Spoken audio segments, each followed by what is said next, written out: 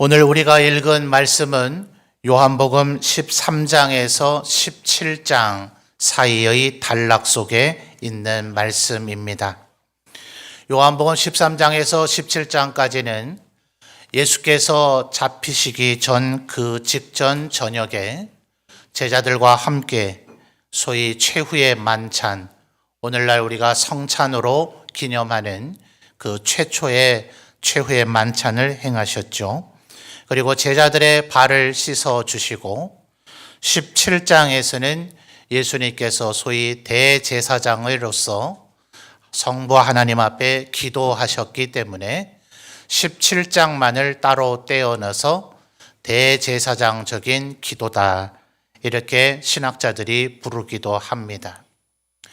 말하자면 이 13장에서 17장까지의 이 일들, 그리고 이 말씀들, 그리고 이 기도가 끝나고 나면 이제 기도하러 가자 하셔서 감람산으로 기도하러 가셨다가 대제사장이 보낸 성전 경비대에 붙잡혀 가서 밤새도록 신문을 당하시고 그 다음날 십자가에 달려 돌아가시는, 바로 예수님께서 죽으시기 직전의 밤에 일어난 일들 가운데 이 15장이 있더라 하는 겁니다. 요한복음이 총 21장으로 이루어져 있는데 이 저녁에 있었던 일들, 그리고 그 말씀들을 무려 5장이나 할애해서 기록하고 있다는 것은 이 단락 속에 굉장히 중요한 이야기들이 많이 적혀 있기 때문에 그렇습니다. 또한 사도들은 아직 잘 모르고 있겠지만 모든 것을 잘 알고 계시는 주님께서는 바로 이 저녁 이 모든 얘기를 마치고 이 최후의 만찬을 하신 이 집을 나아가게 되면 이제 기도하시다가 대제사장의 군병들에게 붙잡혀 가시게 될 거라는 것을 누구보다 잘 알고 계시기 때문에 예수님의 이 저녁에 하신 말씀은 유언 중에 유언이라고 말할 수가 있을 것입니다. 그러니 이 말씀이 얼마나 우리에게 중요한 의미를 가지고 있는 말씀인가 하는 것을 먼저 우리 성도들이 생각하셨으면 좋겠습니다. 2절 말씀을 우리가 읽었는데요. 2절 말씀을 보면 예수님께서 우리에게 무엇을 원하고 계시는 것 같습니까? 오늘 설교의 제목으로도 표현한 것처럼 우리가 열매를 더 맺게 되기를 바라고 계시는 거죠. 여러분, 2절 말씀을 한번 잘 보시면 이 포도나무에 붙어 있는 가지들이 세 종류로 나눠져 있는 것을 알 수가 있습니다. 기록이 된 순서대로 한번 살펴볼까요? 2절 상반절에 뭐라고 얘기합니까? 열매를 맺지 아니하는 가지. 그렇죠? 그리고 중반절 이하를 보면 열매를 맺는 가지라는 것이 있는데 이 열매를 맺는 가지가 두 종류로 세분되고 있는 거죠. 이 열매 맺는 가지에게 더러운 부분이 있어서 더 열매를 맺게 하도록 하기 위해서 그것을 깨끗하게 하신다. 그렇다면 역설적으로 깨끗하게 하시기 전에는 더러워진 가지가 있는 것이고 그 가지는 열매를 비록 맺기는 하지만 많이 맺지는 못하고 있다라는 것을 우리가 생각해 볼 수가 있는 것이죠. 그러니 열매를 맺지 못하는 가지, 그리고 더러워져 있어서 열매를 조금밖에 맺지 못하는 가지, 그리고 하나님에 의해서 깨끗하게 되어져서 열매를 더 많이 맺는 가지, 이렇게 세 가지로 나눌 수 있는데 하나님께서 또 예수 그리스도께서는 우리가 열매를 더 맺는 가지가 되기를 바라시더라 하는 겁니다. 어쩌면 이 자리에 있는 우리 성도님들 가운데는 정말 한평생 하나님 앞에 헌신하며 충성을 다하신 많은 분들이 계십니다. 우리가 서로 볼 때에는 정말 많은 열매를 맺은 것 같은 그런 삶을 살아오셨습니다. 그러나 하나님께서는 지금 예수 그리스도께서는 열매를 아예 맺지 못한 사람들을 지금 이 앞에 두고 있는 것이 아닙니다. 2절 상반절에 뭐라고 얘기했죠? 열매를 맺지 아니하는 가지는 어떻게 된다고요? 아버지께서 그것을 어떻게 합니까? 이미 제거해 버린 겁니다. 그러니까 지금 예수님의 이 말씀을 듣는 사람들은 최소한 열매를 맺는 사람들이었던 거죠.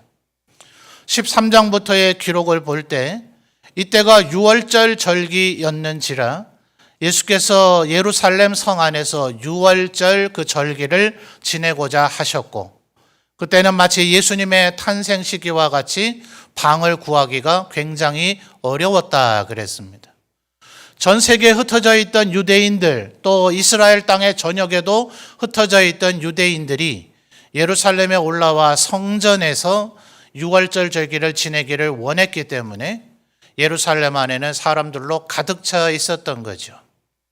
그래서 이 유월절을 보낸 이 최후의 만찬을 한 방 안에는 아마도 12명의 사도들만 있었을 거라고 보여집니다. 그런데 13장 끝자락을 보면 바로 예수님을 팔아넘기는 그 가룟 유다에게 네가 할 일을 속히 하라 라고까지 주님 말씀하셔서 가룟 유다는 이미 그 자리를 떠나버렸는지라 가룟 유다조차도 제외한 오직 11명의 사도들만이 말하자면 15장의 말씀을 듣고 있었다 하는 거죠. 그러니 이들이 예수님께서 이 예루살렘에 올라오시기 전에 북방의 가이사랴 빌립보에서 사람들이 나를 누구라 하더냐 라고 물으시고 나서 소위 변화산이라는 산에 올라가셨었죠. 그때 베드로, 야고보, 요한 3명만 데리고 올라가셨고 나머지 9명은 산 밑자락에 있다가 귀신 들린 자녀를 고쳐달라는 아버지의 요청을 이루어주지 못했습니다.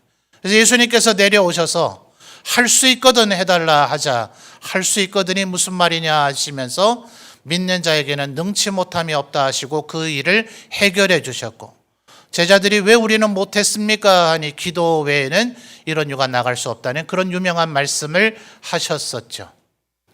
그러니 사도들은 그 이전 70명의 전도대로 주님의 파송을 받았을 때 그들이 병도 고치고 귀신도 쫓아내서 스스로 놀랬기도 했었지만 예수님 십자가를 지시기 직전에는 아직도 때로는 열매 맺지 못하는 삶이 그들에게 있었다 하는 겁니다. 그러니 이제 이 밤이 지나고 나면 십자가에 달려 돌아가실 예수님의 유일한 관심은 뭡니까? 너희가 열매를 더 맺게 되기를 바란다. 그것도 지금 전혀 열매를 맺지 못할 사람들이 아니라 예수님의 부활을 목격했던 500명 가운데 70명 전도대로 파송했던 70명 가운데 밤을 새워서 기도하시고서는 사도로 임명하셨던 그 12사도 가운데 예수님을 팔아먹을 가룟 유다는 이 자리를 떠난 그 11명의 어쩌면 당대에 예수님을 믿고 따르는 자들 가운데 가장 하나님 앞에 어쩌면 열매를 많이 맺었을 것이라고 보여지는 사도들을 앞에 두고서는 너희들이 더 열매를 맺게 되기를 바란다고 주님께서 이야기하고 계시더라 하는 겁니다. 그러니 우리가 어떠한 마음을 먹어야 하겠습니까? 나는 열매를 맺지 못했던 자가 아니라 열매를 맺고 살아왔습니다.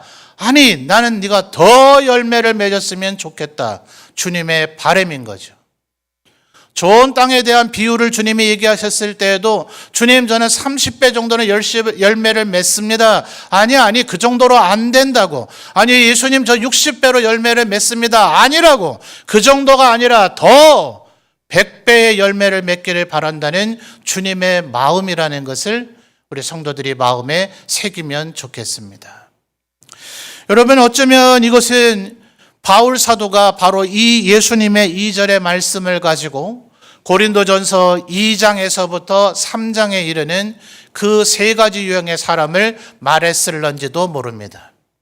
간혹 제가 설교하면서 많이 인용을 했던 부분이죠. 우리 교회 전도특공대나 또 산재병원 전도팀에서도 아마 주된 전도 도구로 사용하는 CCC가 만든 사형리 10페이지를 보면 인생을 나타내는 2가지 원이 그려져 있습니다.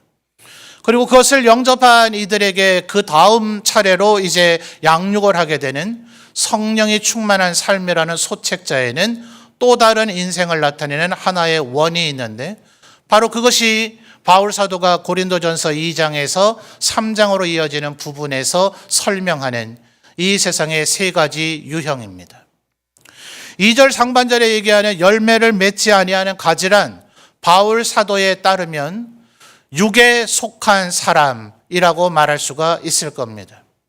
우리 한글어로는 육에 속한 사람이라 번역이 되어 있지만 영어 성경에는 without the spirit 해서 성령과 상관이 없이 성령 밖에서 살아가는 그 사람을 이야기합니다. 열매를 맺기는 하지만 더러운 관계로 열매가 잘 없는 그런 사람은 고린도전서의 표현으로 한다면 육신에 속한 사람이라서 우리의 인생의 동그라미 안에는 예수님을 영접해서 맞아들이기는 했지만 그 내 인생의 중앙에 있는 내 인생의 왕자에 여전히 내가 앉아 있어서 그리스도의 말씀대로 살지 아니하고 내 뜻대로 살아가는, 그래서 바울 사도는 육신을 따라 살아가는 사람이라고 표현을 했죠. 하나님에 의해서 이 가지가 깨끗해짐으로 말미암아 더 열매를 많이 맺게 된 사람은 바로 성령과 함께 사는 사람, the person with the Spirit, 성령과 함께 사는 사람으로서 우리 한글 성경에는 신령한 자라고 표현이 되어져 있습니다. 바로 하나님에 의해서 깨끗하게 되어짐으로 말미암아 열매를 풍성히 맺는 사람을 이야기하고 있죠. 자, 그렇다면 도대체 어떻게 하는 것이 깨끗하게 되는 것일까요? 어떤 물로 씻어야 됩니까? 나아만처럼 요단강에 7번 들어가기라도 해야 되나요? 아니면 이렇게 깨끗하게 되기 위한 어떤 특별한 세제가 있는 것일까요? 3절 말씀을 보면 어떻게 되는 것이 깨끗하게 되는 것인가? 주님은 우리에게 친절히 설명을 해 주었습니다. 자, 3절 말씀 우리 성도님들 한번 읽어 주시죠. 시작. 아멘. 자, 3절에 뭐라고 얘기합니까? 너희는 무엇으로요? 내가 일러준 말로 이미 깨끗하게 되었다 하는 것입니다. 그런데 이 지금 15장의 얘기가 13장부터 동일한 장소에서 예수님이 얘기하고 계시다 했는데, 요한복음 13장의 주된 얘기는 바로 제자들의 발을 씻어주는 이야기죠. 선생이시자 주님이신 예수님께서 발을 씻어주시겠다 하자 베드로가 완강히 반항합니다. 어떻게 선생님이 저희들의 발을 씻어주실 수 있습니까? 그러자 예수님께서 네가 만약 발을 씻지 않는다면 너와 내가 아무런 관계가 없는 것이 돼버린다 라고 얘기하자 베드로는 그런 거라면 아예 저를 목욕을 시켜주십시오 라고까지 이야기할 때에 주님께서는 그때도 말씀하시기를 너희는 이미 깨끗해졌기 때문에 더 이상 목욕을 할 필요는 없고 다만 발은 씻어야 된다라고 이야기를 한 겁니다. 자, 2절 말씀 다시 한번 잘 기억해 보십시오. 어떤 가지가 열매를 많이 맺는다고요? 이미 열매를 맺었다 하더라도 성부 하나님에 의해서 깨끗하게 되어지는 가지, 그런데 3절을 보니 예수님을 통해서 주어진 말씀, 이것이 우리를 깨끗하게 만들어서 열매를 더 많이 맺게 만들어준다라고 주님은 설명해 주고 계신 거예요.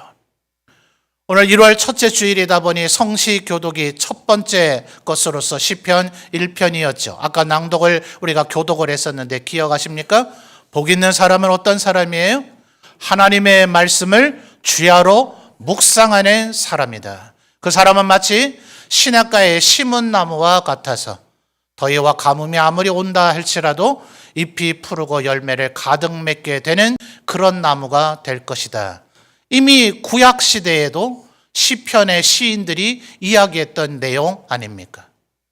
그러니 우리가 열매를 많이 맺으려면 하나님의 말씀을 주야로 묵상하면 그 말씀이 우리를 깨끗한 가지가 되게 만들어서 더 열매를 맺도록 만들어 준다 하는 것이죠. 물론 2절의 이 세 가지 유형, 열매를 맺지 아니하는 가지, 더러워져 있는 가지, 그리고 깨끗하게 주님이 만들어준 가지는 각각의 인격, 각각의 인생을 이야기하기는 합니다. 그러나 여러분 한번 생각을 해보십시오. 예수님의 비유가 이것은 포도나무라고 하는 하나의 나무인데 어차피 바로 깨끗해져서 열매를 잘 맺어야 될 그 나무가, 그 가지가 열매를 잘 맺도록 하기 위해서 열매 맺을 가능성이 없는 가지를 잘라내 버리는 거죠. 그러니 열매 맺지 아니하는 가지를 제거해 버림도, 그리고 더러워진 가지를 깨끗하게 함도 결국 총체적으로는 열매를 더 많이 맺게 하고자 하는 노력이다 하는 거예요. 우리는 이미 구원을 받아 하나님의 말씀으로 깨끗하게 되어진 가지인지라 성령과 함께 늘 말씀을 묵상하면 되는 것이기도 하지만, 이 비유의 속성으로 생각해 본다면 우리에게 제거되어져야 될 것이 있다면 제거하고, 우리가 깨끗하게 해야 할 부분이 있다면 깨끗하게 할 때, 그때 우리가 더 많은 열매를 맺게 된다 하는 것이죠. 그럼 도대체 어떤 열매를 맺는 것인가? 우리가 보통 이런 열매를 얘기를 하다 보면 자꾸 뭔가 업적이나 결과물을 생각하는 경우가 많이 있습니다. 신년 감사 때에도 제가 예를 들었습니다만, 주일학교 선생님이라면 연초에 2명, 3명 맡았다면 연말 되면 한 10명쯤 만들어 놔야 되는 거 아닐까? 또 구역장 권찰로서 한 10가정이 우리 구역이라면 연말이 되면 최소한 13가정, 15, 좋다면 20가정쯤으로 늘어나도록 해야 되는 것 아닐까라는 생각을 흔히 갖기 쉽습니다. 그런 것도 정말 귀한 것이죠.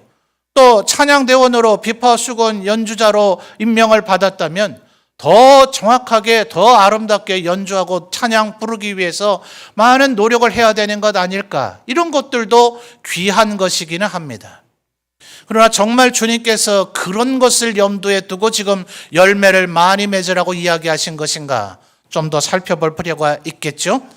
그래서 2절에 우리가 주목하고 있는 더 열매를 맺게 하려, 요거와 관련된 표현이 뒤에 이어지는 말씀의 몇 절에서 나타납니다. 한번 찾아볼까요? 5절 말씀. 자, 우리 성도님들 읽어주십시오. 시작.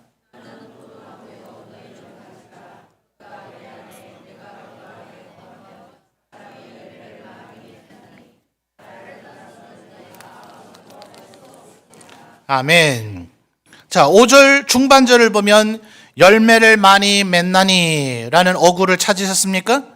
자, 그러니 5절이 어떻게 하면 열매를 더 많이 맺을 수 있는가를 우리에게 알려주죠. 뭐라고 얘기합니까?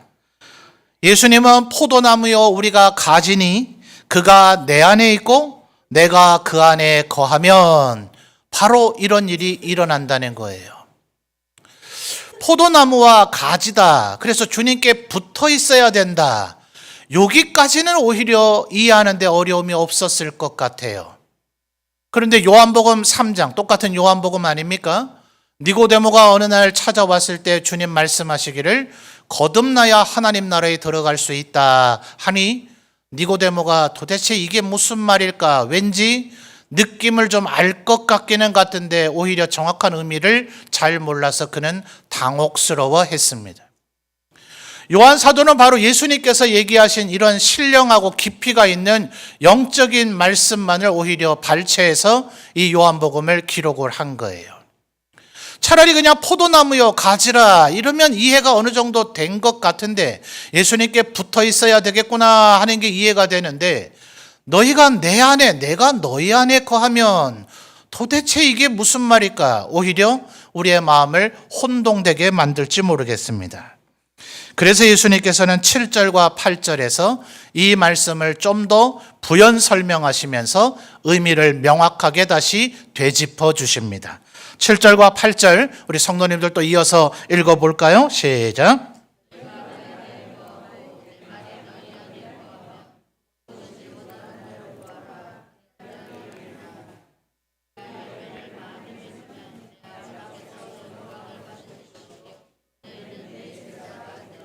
아멘. 8절 상반절에서도 똑같은 어구가 나오죠. 열매를 많이 맺으면. 그래서 7절과 8절에서도 열매를 많이 맺는 방법을 주님께서 이야기해 주고 계시는데 7절을 보시면 아까 5절에서 얘기했던 것과는 약간 다른 뉘앙스로 좀 더 구체적인 표현이 나타나죠. 7절 상반절 주목해 보실까요? 너희가 내 안에 거하고, 그 다음 뭐라 얘기하십니까? 내 말이 너희 안에 거하면, 이제 좀 매듭이 풀리네요. 예수님께서 우리 안에 거하고 우리가 예수님 안에 거한다는 이 말은 결국 예수님의 말씀이 우리 안에 거해서 그 말씀이 우리를 다스리고 통치할 때 그 말씀에 우리가 감동되고 사로잡혀서 그 말씀대로 살아가는 것, 그것이 바로 예수님이 얘기한 내가 너희 안에 거하고 너희가 내 안에 거한다는 말씀의 의미이구나. 그런데 이미 우리가 3절에서 살펴본 대로 우리라고 하는 이 가지가 깨끗하게 되어지는 것도 말씀이었죠. 3절에서 뭐라 했습니까? 너희는 내가 일러준 말로 이미 깨끗하여 졌느니라. 그러니 열매를 더 많이 맺게 되는 처음부터 끝까지 전부 다 뭡니까? 말씀에 사로잡히면 우리가 예수님이 바라는 열매를 많이 맺는 존재가 되는구나 라는 것을 우리가 알 수 있는 거죠. 그럼 도대체 어떤 말씀입니까? 예수님께서 지금 유언격으로 얘기하신 것만 하더라도 13장에서부터 17장까지라면서요. 또 마태, 마가, 누가, 요한이 기록한 이 네 권의 복음서에 가득가득 예수님이 말씀하신 것이 가득 차 있지 않습니까? 그 모두를 염두에 둬야 됩니까? 예, 맞습니다. 그 모든 말씀을 염두에 둬야 되는데 주님 앞에 누가 와서 물었죠. 제일 되는 계명이 뭡니까? 그때 주님 뭐라 그러셨죠? 내 마음을 다하고 뜻을 다하고 목숨을 다하여 누구를 어떻게 하라고요? 내 하나님을 사랑하라. 두 번째는 뭐예요? 이와 같으니 내 이웃을 내 몸같이 사랑하라고 요약을 해주셨는데 오늘 우리가 읽고 있는 이 말씀 속에서도 주님이 하셨던 그 많은 말씀이 무엇으로 집약되어져야 되는지를 설명해 주십니다. 9절, 10절을 이어서 읽어볼까요? 9절과 10절입니다. 읽어주세요. 시작.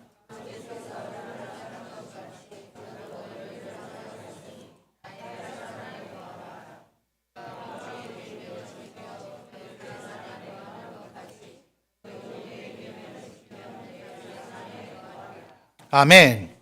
자, 먼저 주님께서는 이 사도들이 열매를 많이 맺으려면 주님의 사랑 안에 거하라고 얘기하십니다. 9절 하반절에 뭐라고 얘기했죠? 나의 사랑 안에 거하라. 10절 하반절에 뭐라고 얘기하십니까? 내 사랑 안에 거하리라. 이렇게 해야 되는 이유가 뭘까요? 여러분, 열매 맺는다는 것이 개념이 뭡니까? 나무라고 하는 것들이 양분을 받아 먹어서 그 양분이 겉으로 나중에 결실을 맺는 게 열매죠. 말하자면 현대적인 기계적인 용어로 한다면 인풋이 있어야 아웃풋이 있단 말입니다. 들어오는 것이 있어야 나가는 것이 있는 거죠. 그런데 마태복음 7장에서도 얘기하는 것처럼 좋은 나무는 아름다운 열매를 맺게 돼 있어요. 열매 뿌린 대로 난다 이 말입니다. 콩 심은 데 뭐가 납니까? 콩이 나고요. 팥 심은 데 뭐가 나죠? 팥이 나는 것이 이것이 진리이고 철칙입니다. 그러니 지금 9절과 10절에서 주님 뭐라 그러셨어요? 나의 사랑 안에 거하라. 10절 하반절에 내 사랑 안에 거하리라. 이렇게 먼저 얘기하신 이유가 12절에 나타납니다. 12절 우리 성도님들 또 읽어보겠습니다. 시작.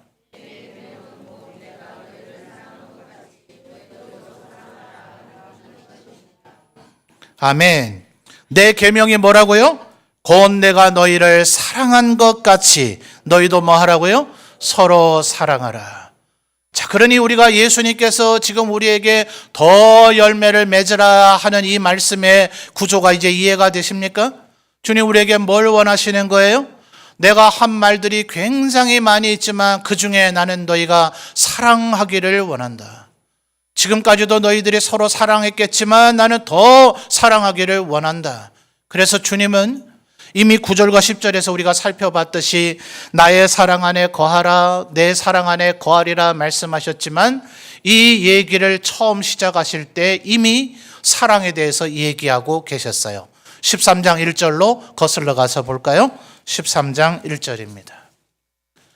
오늘 우리가 읽고 있는 이 15장은 13장에서 17장까지의 단락 속에 있다 그랬는데 13장 1절, 이제 제자들과 함께 식사하기 위하여 마주 앉으신 예수님이 제일 먼저 무슨 얘기를 하시고 무슨 행동을 하셨는가? 13장 1절 우리 성도님들 읽어주십시오. 시작.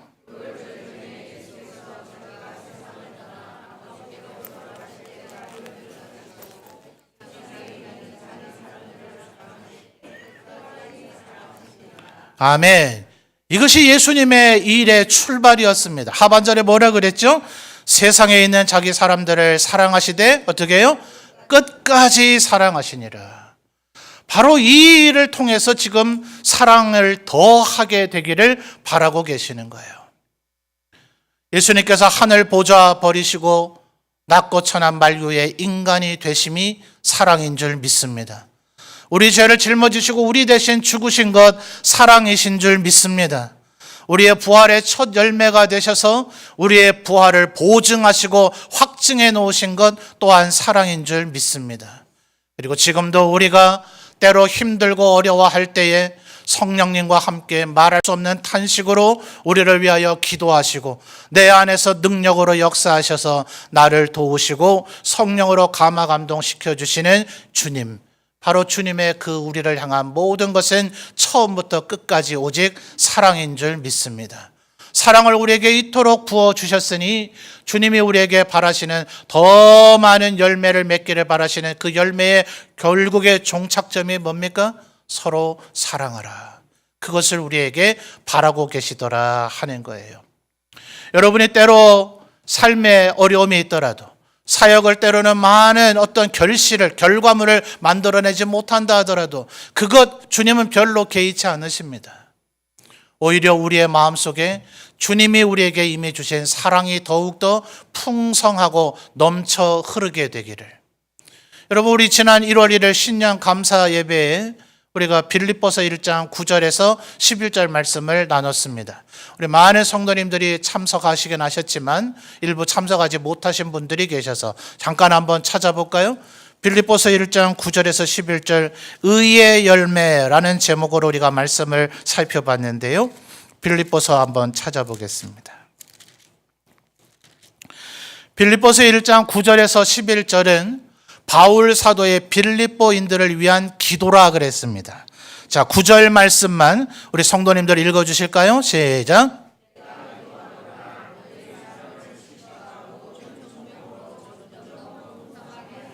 아멘. 자, 바울 사도가 빌립보인들을 위해서 기도해요. 내가 기도하노라. 너희 무엇을요? 사랑을요. 여기에 지금 그 뒤에 몇 가지가 더 나타나지만 점점 더 풍성하게 되기를 원하는 것은 뭡니까? 사랑입니다. 사랑. 너희 사랑을 점점 더 풍성하게 하기를 해 주시기를 내가 기도한다는 거예요. 그 뒤에 나타나고 있는 지식과 모든 총명의로라고 했으니 이것은 사랑을 풍성하게 만드는 도구요 방편입니다. 우리의 지식의 능력이 하나님으로부터 더 공급되어지면 하나님의 말씀을 깨달아서 그렇구나, 그리스도께서 날 사랑하셔서 인간이 되셨구나, 그리스도께서 날 사랑하셔서 날 대신 죽으셨구나, 그리고 우리의 총명이 점점 더 풍성하게 되면 로마서 5장에서 얘기하는 것처럼 우리가 아직 그리스도를 몰랐을 때, 우리가 아직 하나님 앞에 불순종했을 때, 아직 우리가 하나님을 대적하고 있었을 때 그리스도께서 우리를 위하여 대신 죽어주심으로 우리를 향한 주님의 사랑을 증명해 내셨다. 이런 말씀들이 깨닫게 되는 거죠. 그러니 지식과 총명이 풍성하게 되어지는 것은 오직 우리에게 사랑이 풍성하게 되기를 바울 사도가 기도하고 있는 것인데 그 사랑이 우리로 하여금 의의 열매, 11절에 나타나죠. 의의 열매를 맺게 해서 우리 자체가 우리가 하나님 앞에 찬송드리고 영광을 돌리는 정도가 아니라 우리의 존재 자체가, 우리를 바라보고 세상 모든 사람들이 하나님의 말씀대로 살아가는 저 하나님의 백성을 보라, 하나님이 살아계시지 않는가, 하나님이 어떻게 저 인생을 저렇게 변화시켰는가, 하나님은 전능하시지 않는가, 우리의 존재 자체가 하나님 앞에 찬송과 영광을 돌려드리는 이유가 될 것이다. 나는 그것을 위해서 기도한다. 바울 사도가 그렇게 이야기한 것을 살펴보지 않았습니까? 같은 맥락을 이야기하고 있는 거죠. 주님께서는 우리를 향한 축복의 얘기를 하셨는데, 너희가 깨끗하게 되어져서 내 말이 너희 안에 거하여서 너희가 더욱 풍성한 열매를 맺는 서로 사랑하는 사람들이 되기를 바란다. 주님의 우리를 향한 이 바람을 마음에 새기시고 이 한 해 더욱더 사랑하시는 하나님의 신령한 열매를 더욱더 풍성히 맺어가시는 우리 모든 성도들이 되시기를 주님의 이름으로 축원합니다. 주님께서 뭐라고 얘기하셨어요? 이 세상 천하 모든 것을 다 얻는다 하더라도 네 목숨을 잃으면 그것이 무슨 소용이 있겠느냐 하신 겁니다. 세상이 많이 시끄럽다 합니다. 우리 성도님들 많이 염려가 되실 겁니다. 그러나 한번 생각을 해보십시오. 이 세상이 태평성대가 된다 합시다. 그런 날이 언젠가 왔다 합시다. 온 세상의 전쟁의 소식이 전부 다 중단되어져서 성경에도 예언하고 있는 것처럼 모든 군대가 필요 없어서 칼과 창을 녹여서 농사기구인 쟁기와 보습을 만든 날이 왔다고 칩시다. 더 이상 우리가 직장에서 어떻게 해야 월급을 더 많이 받을까, 우리가 어떻게 해야 먹고 살까를 염려하지 않아도 되는 그런 날이 왔다고 합시다. 그런데 만약 그날 내가 주님 앞에 맺을 열매가 전혀 없다면 그 평화롭고 윤택하고 쾌락이 넘치는 그 세상이 나에게 무슨 유익이 있겠습니까? 그러니 세상이 아무리 시끄럽다 하더라도 우리가 가장 주목해야 되는 것은 주님 만날 날이 하루하루 다가오고 있으니 나는 더 열매를 맺고 있는가? 주님 앞에 나는 열매 맺은 자가 되어져 있는가? 오늘 저녁에라도 주님 이곳에 임하시면 내가 주님을 얼마나 사랑했고 우리가 서로 얼마나 사랑했는지 주님 앞에 보여드릴 내 열매가 있는가? 다른 것에 한눈 팔 때가 아니라 바울 사도가 얘기한 것처럼 마라톤을 하는 사람은, 이기기를 다투는 사람은 다른 것에 신경 쓰지 아니하고 오직 표대를 향하여, 위에서 부르신 부름의 상을 향하여, 결승선을 향하여 오직 거기만 보고 달려가는 것이다 라고 이야기하였습니다. 언젠가 우리 모두 다 주님 앞에 서게 될 날이 이를 것인데, 그날 주님 앞에 내가 주님으로부터 감당치 못할 십자가의 사랑을 받았으니 저도 힘을 다해 사랑하며 살았습니다 라고 주님 앞에 더 많은 열매를 보여드릴 수 있는 우리 모든 성도들이 되시기를 주님의 이름으로 축원합니다.